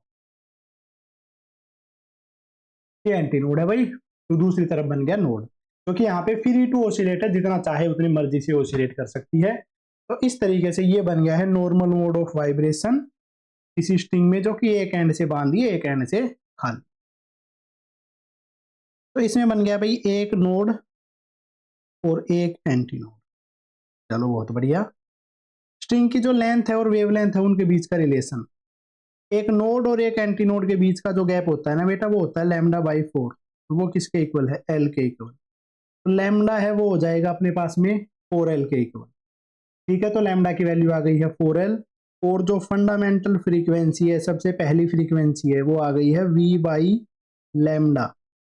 तो 1/4L under root of T by mu. इसको बोलेंगे फंडामेंटल मोड ऑफ फ्रीक्वेंसी, नाम रहेगा इसका फंडामेंटल मोड। और फंडामेंटल मोड को ही क्या बोलते हैं, फर्स्ट हार्मोनिक, क्योंकि सबसे पहली ऑसिलेशन है इसी में हुई है, इसलिए इसको बोला जाता है फर्स्ट हार्मोनिक। इसके बाद में है नेक्स्ट भाई सेकंड केस। ये लो भाई, ये अपने पास में ले लिया हमने स्ट्रिंग को। इस स्ट्रिंग के अंदर में सेकंड मोड है, वो देखो किस तरीके से बनेगा। एक तो अपने पास में पूरा बन गया, दूसरा इस तरीके से बन गया भाई नोड। ये भी है नोड, इधर जो बना है वो है बेटा एंटी नोड, इधर जो बना है वो भी है बेटा एंटी नोड। तो कितने नोड बन गए हैं, एक और एक, दो। एंटी नोड कितने बन गए हैं, एक और एक, दो। तो दो नोड, दो एंटी नोड, ऐसे करके अपने पास में नोड और एंटी नोड है वो बन चुके हैं। चलो बहुत बढ़िया भाई। लेंथ के अंदर में और वेवलेंथ के बीच में रिलेशन, एक नोड और एक एंटी नोड के बीच में गैप होता है बेटा लैम्डा बाई 4। एक बार लैम्डा बाई 4, दो बार लैम्डा बाई 4, और तीन बार लैम्डा बाई 4। लेंथ बन गई है 3 times of lambda by 4। Lambda है वो बन गया है 4L बाई 3। और इस केस में जो फ्रीक्वेंसी बन गई है वो क्या हो गई है बेटा, V बाई लैम्डा। लैम्डा का रेसिप्रोकल लिखेंगे तो हो जाएगा 3/4L। V की वैल्यू है अंडर रूट ऑफ T/म्यू। चलो बहुत बढ़िया। फंडामेंटल थी 1/4L under root of T by mu, ये है 3 time of 1/4L under root of T by mu. तो इसको मैं लिख सकता हूं बेटा 3 टाइम ऑफ फंडामेंटल फ्रीक्वेंसी। ठीक है, तो इसको हार्मोनिक के अंदर में दूसरा हार्मोनिक नहीं बोलेंगे, इसको बोलेंगे तीसरा हार्मोनिक, क्योंकि फंडामेंटल से जितना गुना होता है फ्रीक्वेंसी, उसको उसी लेवल का हार्मोनिक बोला जाता है। तो ये अपने पास में बन जाएगा थर्ड हार्मोनिक। ठीक है, और साथ साथ में ओवरटोन की काउंटिंग में, ओवरटोन की काउंटिंग में इसको बोल देते हैं फर्स्ट ओवरटोन, क्योंकि फंडामेंटल के बाद में यही सबसे पहली बार बना है। तो ये है फर्स्ट ओवरटोन। इससे अपकमिंग होगा वो सेकंड ओवरटोन, उसके बाद में थर्ड ओवरटोन। ओवरटोन की काउंटिंग ऐसे शुरू हो। चल तो मेरे चीते, अगला जो है वो लिखते हैं case number third. Case number third भी समझ लेंगे भाई, क्योंकि जब इतना कर लिया तो अगला भी कर लेंगे। केस नंबर थर्ड देखो बेटा ऐसे रहेगा। लो तो भाई ये बना दिया, एक नोड, एक नोड, एक node, anti node, anti node. भाई यहाँ पे भी क्या बन गया, एंटी नोड। तो इधर पे बन गए हैं 3 नोड प्लस 3 एंटी नोड, इस तरीके से बन गया है। ठीक है, एक नोड और एंटी नोड के बीच का गैप है लैम्डा बाई 4, एक लैम्डा बाई 4, दो लैम्डा बाई 4, तीन लैम्डा बाई 4, चार लैम्डा बाई 4, और पांच लैम्डा बाई। तो जो लेंथ है वो हो चुकी है 5 टाइम ऑफ लैम्डा बाई 4। लो तो भाई बहुत ही बढ़िया, खतरनाक सी चीज सीख ली है। लैम्डा है उसकी वैल्यू हो जाती है 4L बाई ठीक बेटा, इसकी जो फ्रीक्वेंसी हो गई है वो हो चुकी है v अपॉन लैम्डा। लैम्डा का रेसिप्रोकल करेंगे तो हो जाएगा 5/4L under root of T by mu, मतलब कि 5 टाइम ऑफ फंडामेंटल फ्रीक्वेंसी, जिसका नाम हो जाता है फिफ्थ हार्मोनिक, या फिर ओवरटोन में इसको बोलेंगे सेकंड ओवरटोन। हार्मोनिक का कैसे पता चला बेटा? जो इसकी फ्रीक्वेंसी है फंडामेंटल से 5 गुना है, इसलिए इसको साधारण भाषा में बोल दिया है फिफ्थ हार्मोनिक या फिर सेकंड ओवरटोन। ले तो मेरे बेटे बिल्कुल ठीक का आंसर आ चुका है। चीजें हमने यहां तक में ही सीख ली है, अब इसको जर्नलाइज करके सीआरए आंसर लिख दूंगा। ठीक है, मैं तो लिख ही सकता हूं, आप शायद ना भी लिख पाओ। आपको क्या है भाई, याद रखने हैं बेटा। हार्मोनिक हमने देखे तो इसमें देखो, पहला हार्मोनिक था, उसके बाद तीसरा आया, फिर पांचवा आया। तो इससे हमें क्या पता चलता है कि सिर्फ इसमें ओड हार्मोनिक्स ही प्रेजेंट है। इस चीज को मैंने लिख दिया है only odd harmonics are present. सिर्फ और सिर्फ ओड हार्मोनिक है इसमें, इवन हार्मोनिक्स के लिए यहाँ पे कोई भी इज्जत नहीं है। ठीक है, सिर्फ और सिर्फ ओड हार्मोनिक्स का ही सिस्टम बनाया हुआ है। ठीक है, अगली चीज क्या पता चली है कि जो nth ओवरटोन है, जैसे जो दूसरा ओवरटोन है उसके कोरस्पॉन्डिंग पांचवा हार्मोनिक, पहला ओवरटोन उसके कोरस्पॉन्डिंग तीसरा हार्मोनिक। बेटा जो nth जो ओवरटोन है उसके कोरस्पॉन्डिंग 2n+1 लेवल का हार्मोनिक है। ये लो भाई, मैथमेटिक्स आता है बेटा मुझे तो इसलिए मैंने इसका फॉर्मूला बना के लिख दिया है। आपको आता है तो बहुत बढ़िया बात है, नहीं आता है तो याद रख लेंगे, क्या बात होगी। ठीक है भाई, थर्ड अपने पास में हो जाता है बेटा लेंथ ऑफ स्ट्रिंग। इस स्ट्रिंग की जो लेंथ है उसके लिए अगर हमें फॉर्मूला देखना हो, क्या फॉर्मूला बनता है भाई? फॉर्मूला बनेगा odd multiple of lambda by 4। जो स्ट्रिंग की लेंथ है बेटा वो लैम्डा बाई 4 का ओड मल्टीपल है। जैसे लेंथ ऑफ स्ट्रिंग हो जाएगी 1 lambda by 4, 3 lambda by 4, 5 lambda by 4, 7 lambda by 4, ऐसे ऐसे है जो लेंथ है उसका फॉर्मूला एग्जिस्ट करेगा। ठीक है, नेक्स्ट है बेटा दो लगातार फ्रीक्वेंसीज के बीच का difference. Difference between two consecutive frequency. दो लगातार फ्रीक्वेंसी हैं उनके बीच का डिफरेंस। दो लगातार फ्रीक्वेंसी के बीच का डिफरेंस देखो, 5f1 और 3f1 इनके बीच का डिफरेंस है 2f1। 3f1 और f1 इनके बीच का डिफरेंस है 2 टाइम ऑफ फंडामेंटल फ्रीक्वेंसी। तो 2 टाइम ऑफ जो फंडामेंटल फ्रीक्वेंसी है वो क्या हो जाती है 1/4L under root of T by mu. तो इसका आंसर आ जाता है 1/2L under root of T by mu. दो लगातार फ्रीक्वेंसीज के बीच का जो डिफरेंस है वो इतना सा आ जाएगा। ओके मेरे बच्चे, ये हो जाता है इसका आंसर। इतना सा ही आपको याद रखना है, ऐसा नहीं है कि पागलों की तरह लगे पड़े हो और कुछ करने के लिए, नहीं बेटा, और कुछ भी नहीं करना है। आ गई मेरी बात समझ में? चलो भाई बहुत बढ़िया, आ गई तो बहुत अच्छा है, नहीं आई तो बेटा कुछ नहीं कर सकते। ठीक है, चलो तो अब अगला जो टॉपिक है वो स्टार्ट करते हैं कि भाई normal mode of vibration in closed organ pipe. बेटा क्लोज्ड ऑर्गन पाइप देखो क्या होता है, इस चीज को समझते हैं। ऑर्गन पाइप जो है ना उसके अंदर में अपनी जो साउंड है वो ऑसिलेट करती है। ऑर्गन पाइप का क्या मतलब होता है बेटा? ऑर्गन पाइप का मतलब है फ्लूट। फ्लूट समझते हो कि भाई बांसुरी, बस बांसुरी होती है ऑर्गन पाइप। बेटा बांसुरी जो है ना जो अपने पास में क्लोज बांसुरी है, वो क्लोज बांसुरी है वो किस तरीके से होगी, क्लोज ऑर्गन पाइप किसको बोलेंगे, उसको बोलेंगे जो बेटा एक साइड से ओपन हो, एक साइड से क्लोज हो। क्योंकि दोनों साइड से क्लोज होने का तो कोई मतलब ही नहीं है, दोनों तरफ से ही अगर किसी बांसुरी को क्लोज कर देंगे तो उसमें हमारे पास में आवाज ही नहीं आएगी।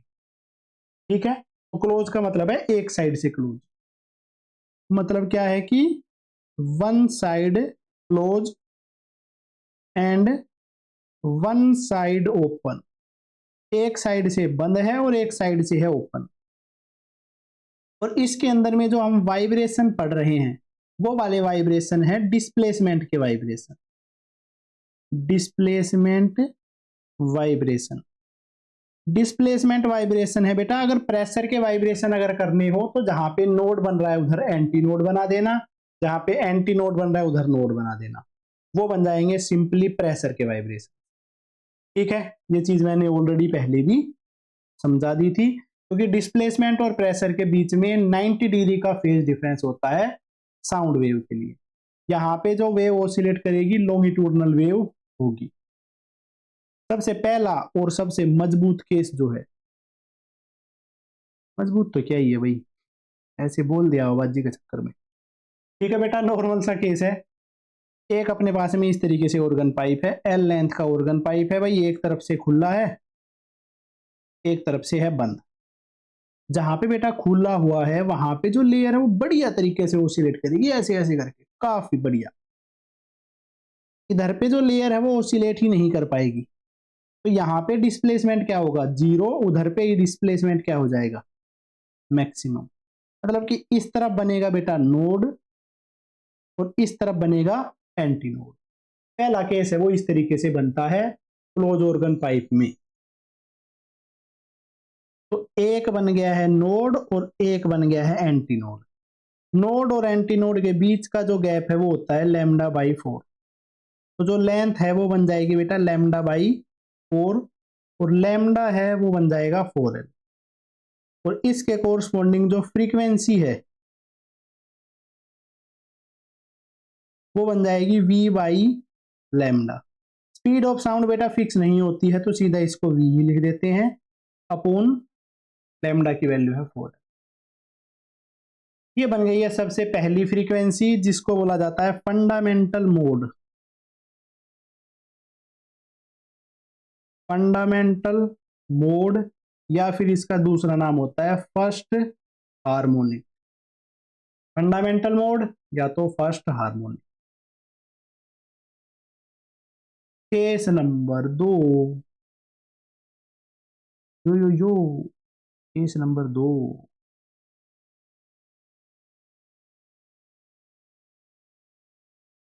दूसरा नंबर का केस है बेटा, मेरे शेर मेरे चीते मेरे अजगर मेरे बाजीगर, वो बनाता हूं। यहाँ पे बेटा हमेशा ही नोड बनेगा, इधर पे एंटी नोड बनेगा। एक लूप बनी और उधर पे आधी लूप बनी, ऐसा बन जाएगा ये। Node node anti node anti node. बेटा दो नोड हैं, दो एंटी नोड है। नोड और एंटी नोड के बीच में lambda by 4, 2 bar lambda by 4, 3 bar lambda by. जो लेंथ है वो किसके इक्वल निकल के आ जाती है, 3 time of lambda by 4। Lambda है वो आ जाता है 4L बाई 3। दूसरे की जो फ्रीक्वेंसी है वो हो जाती है V बाई लैम्डा। ठीक है, लैम्डा है 4L बाई 3, तो 3/4L, 3V बाई 4L। ये अपने पास में बन गई है सेकंड केस की फ्रीक्वेंसी, जिसको हम बोलेंगे 3 टाइम ऑफ फंडामेंटल फ्रीक्वेंसी। इसका नाम हो जाता है थर्ड हार्मोनिक। थर्ड हार्मोनिक के साथ में इसका एक और नाम भी है जिसको बोला जाता है फर्स्ट ओवरटोन। थर्ड हार्मोनिक या फिर फर्स्ट ओवरटोन। ओके, तो मेरे शेर मेरे चीते, ये हो गया इसका आंसर। इसके बाद में बेटा जो नेक्स्ट केस है वो देखो किस तरीके से बन सकता है भाई। लेफ्ट हैंड पे तो नोड ही बनाना है, इस हैंड पे तो एंटी नोड ही बनाना है। ठीक है, ले तो भाई एक नोड, दो नोड, तीन node, anti node, anti node और भाई एंटी, तीन एंटी नोड, तीन नोड हो गया है भाई, तीन नोड प्लस तीन ही एंटी नोड। और जो लेंथ है वो किसके इक्वल निकल के आ जाती है, एक बार, दो बार, तीन बार, चार बार, पांच बार, पांच बार आ गया है लैम्डा बाई फोर। इसका मतलब लैम्डा आ गया है 4l/5 के इक्वल। तीसरे मोड की फ्रीक्वेंसी हो गई है, वो हो गई है v/लैम्डा। लैम्डा का रेसिप्रोकल करेंगे 5v/4l,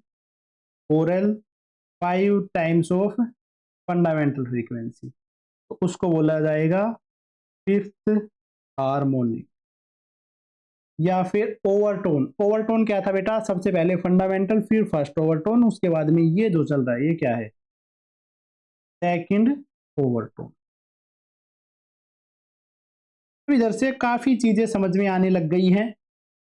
और वो चीजें हमें देखो क्या समझ में आ रही है कि भाई सिर्फ ओड हार्मोनिक्स ही प्रेजेंट है, पहला हार्मोनिक, तीसरा हार्मोनिक, फिर पांचवा हार्मोनिक। तो सिर्फ और सिर्फ कौन से हार्मोनिक प्रेजेंट है, ओड हार्मोनिक।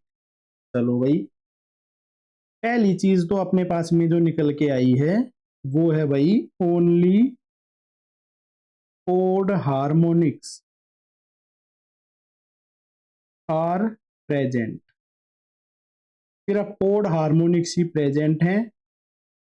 और nth ओवरटोन है वो अपने पास में 2n+1 हार्मोनिक के ही इक्वल है।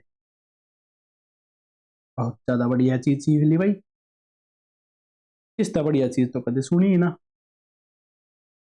नेक्स्ट बेटा लिखने वाले हैं भाई लेंथ के बारे में। Length of pipe, length of pipe, इसका फॉर्मूला बन जाता है बेटा odd multiple of lambda by 4। ठीक है, लिख के देखने की जरूरत नहीं है क्योंकि ऑलरेडी सारी चीज बताई रखी। इसके बाद में बेटा करना वाला हूं मैं फोर्थ केस। फोर्थ केस अपने पास में क्या है कि भाई दो लगातार फ्रीक्वेंसीज के बीच का difference, difference between two consecutive frequency, दो लगातार फ्रीक्वेंसीज के बीच का डिफरेंस, तो वो हो जाएगा 2 टाइम ऑफ फंडामेंटल फ्रीक्वेंसी। ठीक है, 2 टाइम ऑफ फंडामेंटल फ्रीक्वेंसी है v/4l, इसका आंसर हो जाएगा v/2l। तो फंडामेंटल की टर्म्स में पूछी जाए तो भी बता सकते हैं, वैसे पूछी जाए तो भी बता सकते हैं, क्योंकि भाई हम है चीते, हम है सीधे साधे अक्षय अक्षय। ओके बेटे, चलो तो बेटा नेक्स्ट करते हैं नॉर्मल मोड ऑफ वाइब्रेशन इन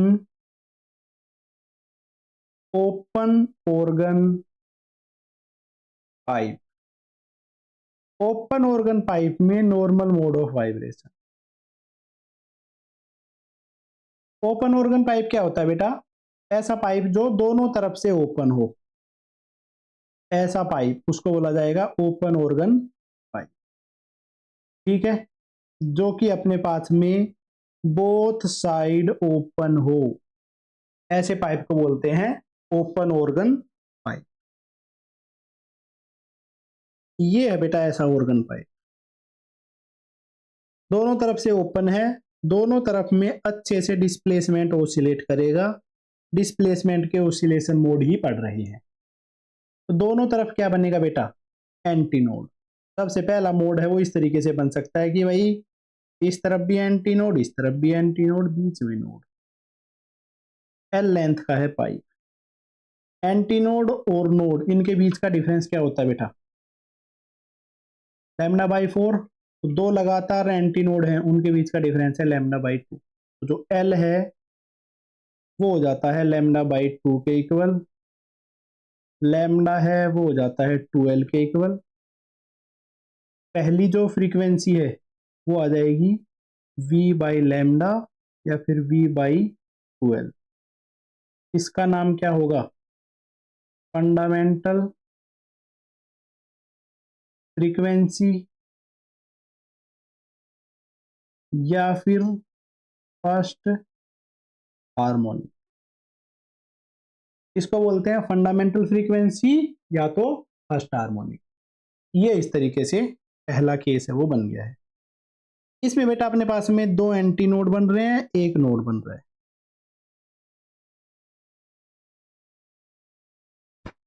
दूसरा जो केस है वो करते हैं भाई।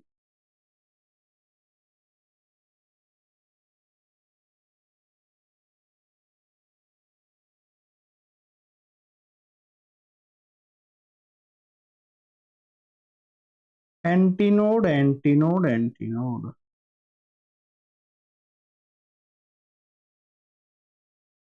और भाई नोड और नोड।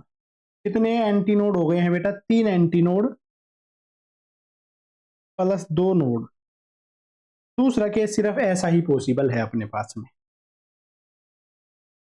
इसमें बेटा दो एंटी नोड है, इनके बीच का गैप है लैम्डा बाई 2, लैम्डा बाई 2। दोनों को ऐड करेंगे तो लैम्डा। तो जो एल है वो किसके इक्वल है बेटा? लैम्डा के equal.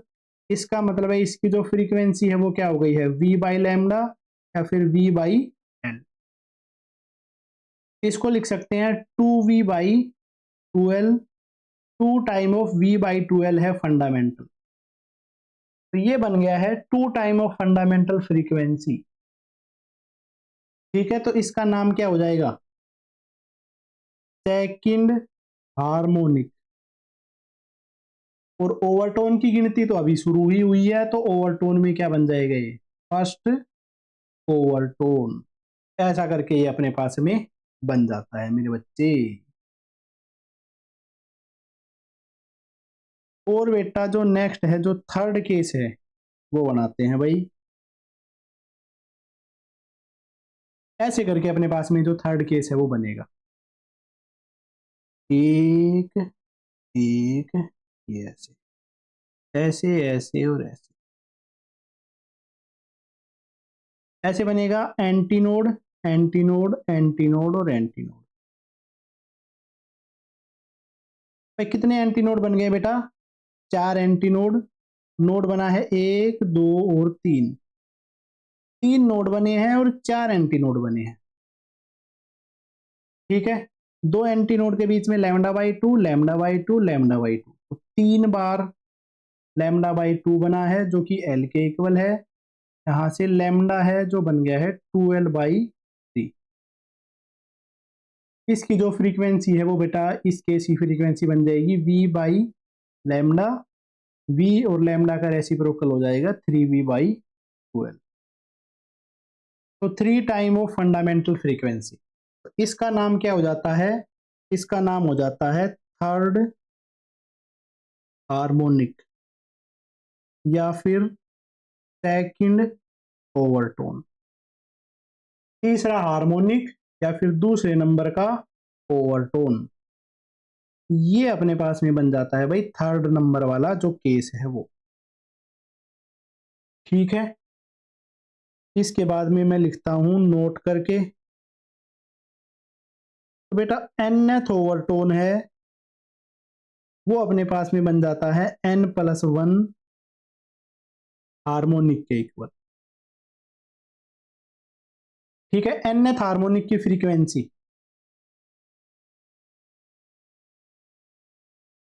Frequency of nth harmonic. तो n time of fundamental frequency, n times of fundamental frequency है V/2L। ऐसे करके इसकी फ्रीक्वेंसी है उसको हम लिख सकते हैं। नेक्स्ट है बेटा नंबर थर्ड केस। जो दो लगातार फ्रीक्वेंसी है उनके बीच का difference. Difference between two consecutive frequencies. दो लगातार फ्रीक्वेंसीज के बीच का डिफरेंस। ठीक है, दूसरी के बाद तीसरी आ गई, उससे पहले पहली थी, तो ये अपने पास में किसके इक्वल हो जाएगा, फंडामेंटल फ्रीक्वेंसी के इक्वल, जो कि होता है V/12। ठीक है, both odd and even harmonics are present. इसमें बेटा दोनों टाइप के हार्मोनिक मिलेंगे, इवन हार्मोनिक भी मिलेंगे, ओड हार्मोनिक भी मिलेंगे। Length of pipe, organ pipe की जो लेंथ है, एन टाइम ऑफ λ/2, λ/2 का इंटीजर मल्टीपल एग्जिस्ट करेगा, 1 λ/2, 2 λ/2, 3 λ/2, 4 λ/2। ऐसा करके ये अपने पास में हो जाता है बेटा इसके normal mode of vibration, open organ pipe, close organ pipe. दोनों टाइप के पाइप लिख लिए हैं। दोनों टाइप के पाइप में जो जो चीजें एग्जिस्ट करती थी वो सारी चीजें भी समझ ली हैं, क्या क्या सिनेरियो है, क्या क्या उसमें मिसिंग है, क्या क्या उसमें अच्छा है। डन है बेटा, बिल्कुल ही खतरनाक चीज जो है वो हमने सीख लिया भाई। इसके बाद में बेटा जो नेक्स्ट है जो टॉपिक है वो है एंड करेक्शन।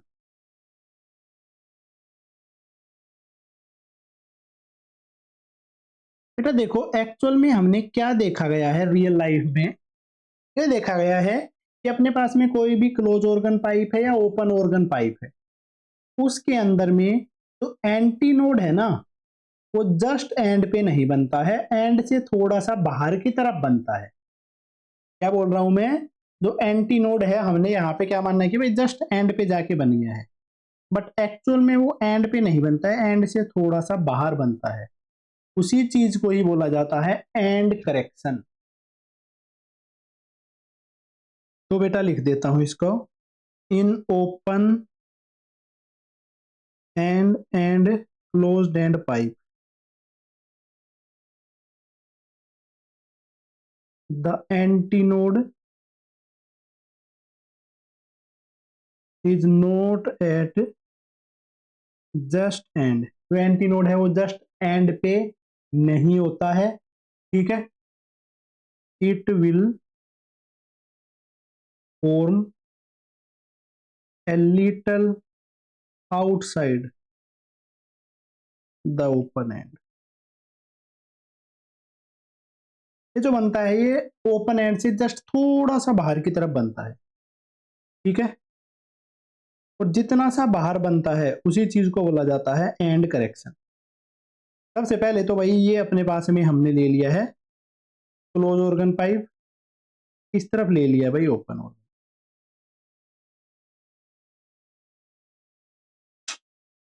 ऐसे है बेटा अपने पास में दोनों टाइप के जो पाइप है वो लिख लिए हैं, ठीक है। इस पाइप की जो लेंथ है वो एल है, इस पाइप की जो लेंथ है वो भी एल है। तो बेटा जो हम क्या मानते थे यहाँ वाला जो एंड करेक्शन है वो जो एंटी नोड है वो यहाँ बनेगा, बट एक्चुअल में थोड़ा सा बाहर बनता है, ठीक है, और कितना सा बाहर बनता है उसी को एंड करेक्शन बोला जाता है, इतना सा आगे जाके एंटी नोड बना। इस केस में भी ऐसा ही रहेगा बेटा, ठीक है, ये लो भाई, इस केस में इतना सा बाहर बना है, इधर वाला इतना सा बाहर बना है, ठीक है, जितना सा जब बाहर बनता है उस डिस्टेंस को ही बोला जाता है एंड करेक्शन। इस पाइप की जो इफेक्टिव लेंथ है वो बेटा हो जाती है L+E। इस पाइप की जो इफेक्टिव लेंथ हो जाती है वो हो जाती है L+, ठीक है। और जो एंड करेक्शन है वो रेडियस या डायमीटर है इनके ऊपर में डिपेंड करता है, ठीक है, किस चीज पे डिपेंड करता है, रेडियस या डायमीटर। और बेटा इसकी वैल्यू हो जाती है end correction is equal to 0.6 time of radius of pipe या 0.3 time diameter of pipe. R जो है वो डायमीटर, आर जो है वो रेडियस है, जो डी है वो है डायमीटर, इसको बोला जाता है एंड करेक्शन, ठीक है। तो भाई ये हमने सारे पाइप हैं उनके बारे में लिख लिया है। इनके अलावा भी एक छोटी सी एक दो चीजें हैं, दो टॉपिक बचे हुए हैं भाई, उन दोनों टॉपिक को लिख लेते हैं, उसके बाद में किन पे बेस्ड क्वेश्चन है वो करेंगे। तो नोट करके लिख लेता हूं बेटा। नोट, जो सबसे पहला नोट है जिसको बोलते हैं टाइम पीरियड ऑफ रिवर्बरेशन।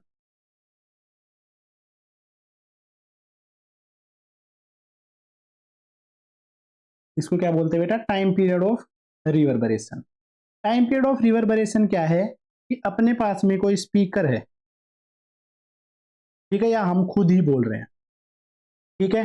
वो वाली जो आवाज है वो बेटा पहले जाके किसी दीवार से टकराई, और दीवार से टकराने के बाद में हमें वापस सुनाई देती है। तो जितनी देर में अपने को गूंजन सुनाई देती है, वो आवाज गूंजने के बाद में अपने को दोबारा सुनाई दी है, उस टाइम को ही बोला जाता है टाइम पीरियड ऑफ रिवर्बरेशन।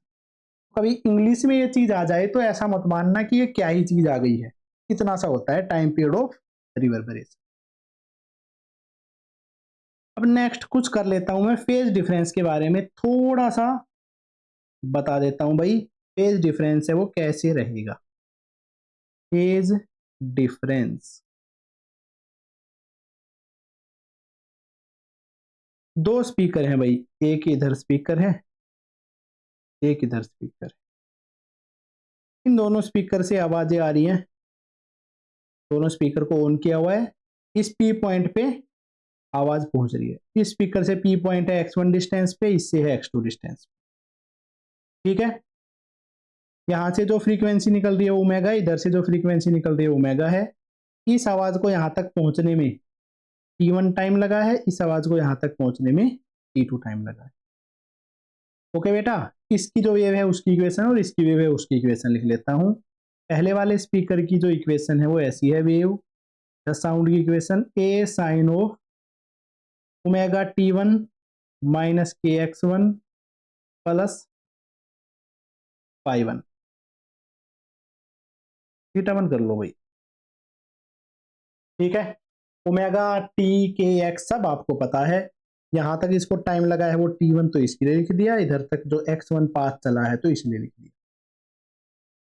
दूसरा है उसकी इक्वेशन लिख दूं मैं, A sine of omega into t2 minus k into x2 plus theta 2, ठीक है। ये अपने पास में दोनों के कोरस्पॉन्डिंग जो इक्वेशन है वो लिख दी है। यहां पे अगर हमसे पूछा जाए फेज डिफरेंस, फेज डिफरेंस है उसको लिखा जाएगा इसके फेज में से इसका फेज है उसको घटा देंगे, ठीक है। इसके फेज में से इसका फेज है उसको घटा देंगे। देखो तो घटाते हैं भाई। ओमेगा टी वाली टर्म में इसमें से बन जाएगी omega into t2 minus t1 minus k into x2 minus x1